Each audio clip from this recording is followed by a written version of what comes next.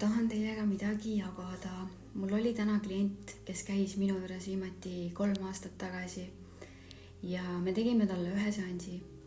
Ja nüüd, kui ta uuesti tuli, siis alles nüüd ta rääkis mulle, et pärast seda ühte seanssi ta jättis suitsetamise maha. Ta lihtsalt ei tahtnud enam.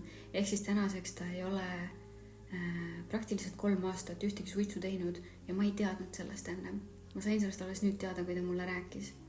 Ja see pani mind mõtlema, et kui palju meil tegelikult elus on selliseid olukordi, kus me lihtsalt oleme meie ise ja sellega me muudamegi kõike, aga me ei tea seda. Kas või näiteks sa kõnnid tänaval ja sa naeratad kellelegi.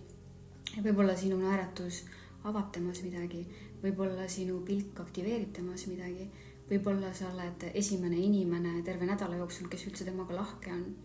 Ja me ei tea seda kunagi ja see ongi kõige ilusam asi selle asja juures minu arvates.